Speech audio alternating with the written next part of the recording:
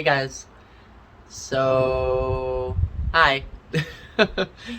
Weird angle, I know, but I mean, I like the light and I think it's a great day and I'm in a good mood and kitties are jumping around. Um, I really thought I would just dive right in and do that book. Basically, I've been writing a story, well, more than one, for quite a bit. But writers get such blocks, and they need time to get it going again. I'm not sure. Sorry, I'm looking outside. I thought that I would make a video because I want to first off just get out there kind of what I'm hoping this book becomes.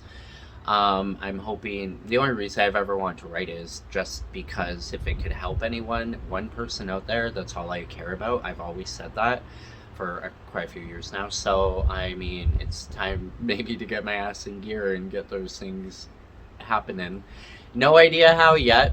I've tried and tried to I know you can make your book on Amazon. I know you can do it yourself online. I'm just an old school, like I love a good team, a good publishing, communication, I have every book like already planned out by color, by fucking order, by obviously order, by I have every detail that I kind of want. I have the artwork in mind. I have how I want them to finish and end and I mean start and end.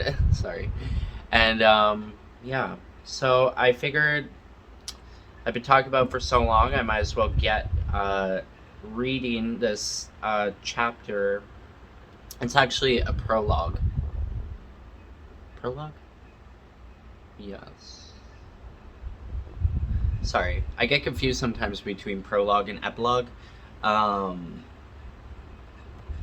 my point is that I thought if I read this out loud online, maybe it'll just encourage me to get back into my writing because I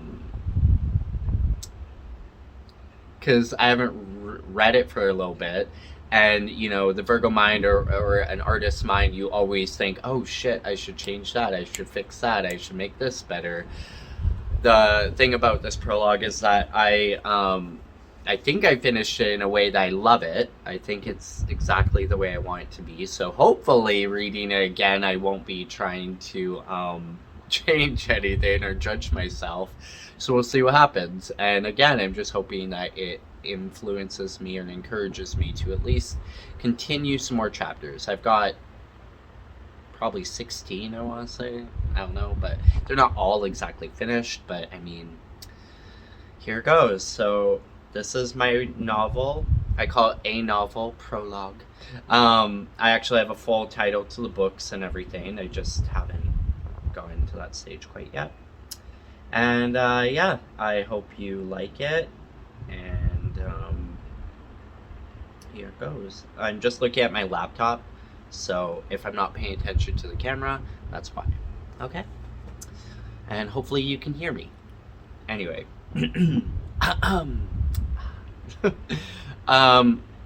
Prologue. It was fear. It was always instant fear that hit you harder than any belt strap. With that one look, the only look he ever knew. He could never understand that look in which he was given, never understood why it was only meant just for him. In just one glance you could feel it, in a matter of seconds, right in your bones. Rage, anger, hatred, fear. A young boy of 7, fear was something Dion knew all too well. The room was filled with balloons and streamers. All the colors of the rainbow. The sun shone through the basic cloudy white curtains that hung off the slightly yellowing walls. The small duplex apartment, obvious low-income housing, was masked by a flood of dollar store birthday decorations. It was an attempt for sure. However, no amount of bright paper cups and shiny cheap plastic could hide the stained orangey brown carpet. Like a sick Tigger, the colors seemed to stand out more than everything else. even the numerous holes in the drywall. Someone got angry again, he had thought many times before on previous visits with Grandma. Every visit seemed to bring forth a new drywall portal for them to inspect, sometimes shared with a whispered story from their dear cousins, in which they themselves would usually share their own portal stories from home, but only sometimes.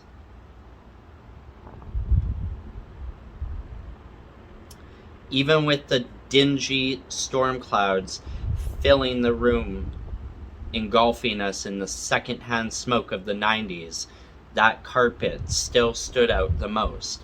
As a child, however, none of this is what you would notice at the time.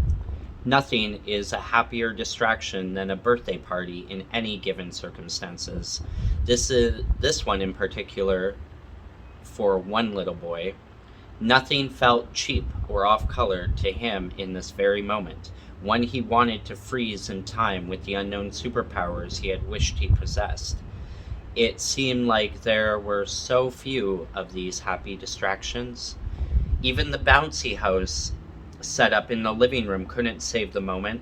So overwhelmed with joy as the loud air machine was started and the birthday gift was brought to life, Dion had never been so excited, watching in eager anticipation as the hot air filled it bit by bit. This bright yellow-red mini wrestling ring. His brother and sisters already scrambling inside, running around with uncontrollable excitement before parents would scoop them up from the half-filled play zone, each followed by a stern warning of patience until it's ready, or forfeit their chance in the ring. Dion had the urge to jump in and join them in the fun, but forfeit his chance he would not. He knew better than to risk it. He had never played on anything like it before, not at any birthday he ever had or had been to. It had to be the newest, most fun thing ever for birthday parties, and it was right here in this living room, an arm's length away. He could probably reach out and touch the stretched, bubbled plastic with his hands if he wanted. Moments like this were the best parts of birthday parties, and Dion was soaking it all up as he stood on the outside corner of the ballooned masterpiece. A huge smile across his face as he waited to be allowed to join the joyous chaos within. Glancing around at all the excitement, at everyone's gleeful faces, there the fear hit him, and what came? Instant dread. Dion's eyes locked instinctively to those across the room, a reflex of his. He was always wary of those eyes. His whole life, they were there like a lingering shadow that never left him alone, never disappeared in the light, always following him, watching him, always looking, bright and blue, but to Dion they felt black, like looking into a dark closet, lost in something empty. Those eyes, they were very real, and they were looking right at him. Dion's smile fell. He realized he was now touching the bouncy house with both hands, left leg extended. It must have happened by mistake, his mind panicked. There had been too much excitement upon the parents commanding, "Go!" Every kid had eagerly piled into it all at once. With such a great war cry, it was an automatic response, but he could feel guilt build up inside. It couldn't be my fault. I didn't mean to. The child fought internally in defense of his actions. Dion lowered his raised leg, paused midway across the bouncy house wall, recoiling down slowly until he was half hanging, half sitting on it, while the others ran hysterically in circles within. He would hold on to every second, taking in as much as he could before he would have to give up on the wondrous moment before him. With every bounce, he watched himself go one finger at a time. He let go one finger at a time. Upon the last little digit, he finally raised himself up and stood before the scene of the crime. He let his eyes rest firmly on his feet as he backed away to his corner spot. He knew what that look meant. He would not be setting foot onto the air-filled mattress of circus-colored fun, not with his own siblings or any of the other joyous birthday kids. The message was clear, and he would obey it. Fighting back the tears and coming to terms with this reality, he carefully raised his head once more. He could continue to stand there and watch, and he would. The picture-perfect scene. Watch them all have fun for him. Even when they would call out for him to join, Dion would stand there, pretending he didn't want to, pretend he was enjoying himself the same as they were. All the while, he was trying his hardest not to shake on the outside as much as he was inside. He couldn't let them see the eyes that watched and waited. They forbid him. He wouldn't let them see those empty, dark eyes staring from across the room. "Don't you want to go in?" she asked in a soft voice, breaking his locked, controlled stare. Controlled stare or state. I put state. Maybe I want stare. I don't know. Controlled state.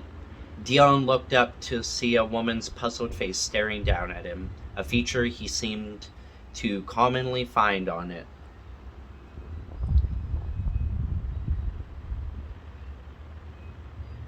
For reasons he never quite understood. The sunlight shone through her reddish-brown locks, which were draped over a bright blue, cozy-looking sweater. His mother always looked nice in blue.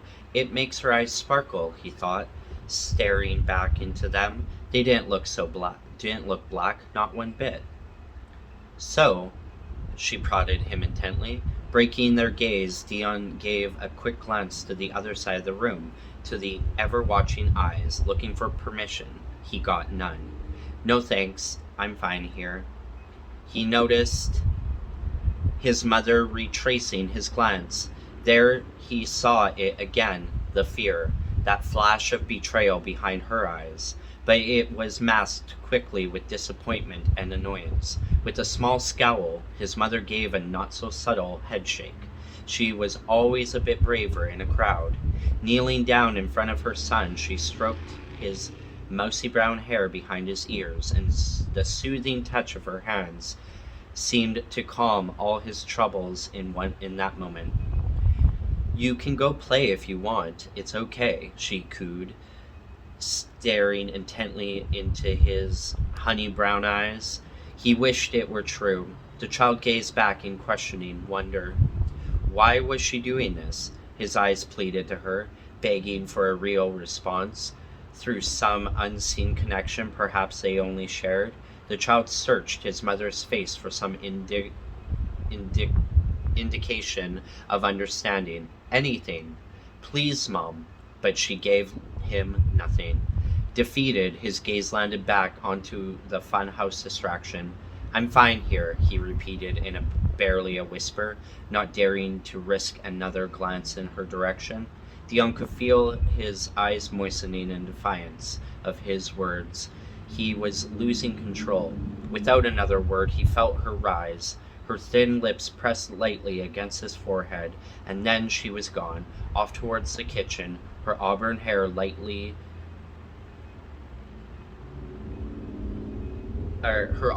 disappearing into the crowd. The young boy stood still and watched on. As he struggled to keep his composure, a puddle of sweat had already begun forming on the young boy's brow, where she had left her kiss. A deafening panic was starting to erupt inside him, where only one clear thought was ringing repeatedly. He couldn't let them see. He wouldn't let them see. Dion stood motionless for some amount of time, focused on being good and still. His siblings had been a blessed distraction, still jumping and shouting, then falling to the ground in exhaustion before they were up and back at it again. He had no recollection as to when all the noise had stopped, the bright yellow plastic ring started to pull his focus, lost in the transcendence of all 20 of them. He had started counting the columns a while back. The beckoning neon seeking attention.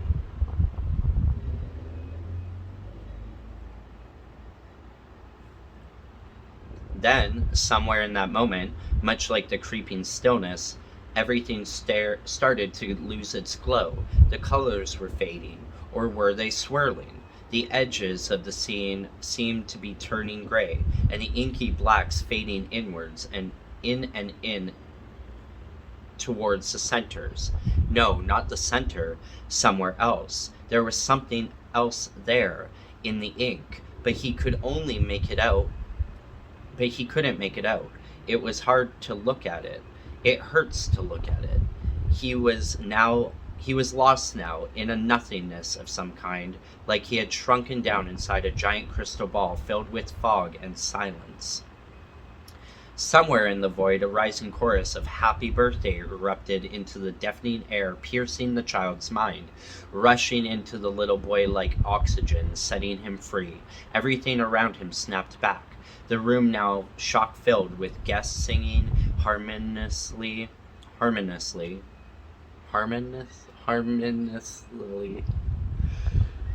Even his mother was at his side, doing her best to stay in tune. He had forgotten all about the birthday party, a bit confused by his wandering thoughts. Was there really a crystal ball? He welcomed the group, sing along graciously at that very moment.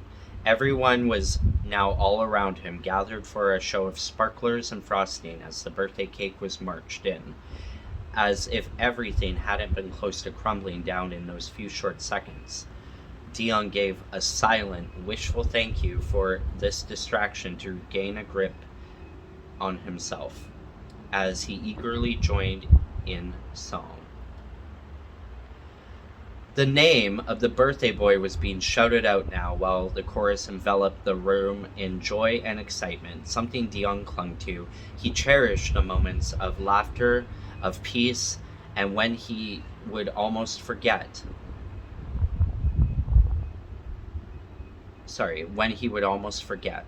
When he was just a boy holding his mother's hand and singing a song with friends and family. But it only ever lasted a moment. The eyes! Screamed the alarms in his head. The eyes were gone. The little boy's mind went into recon mode.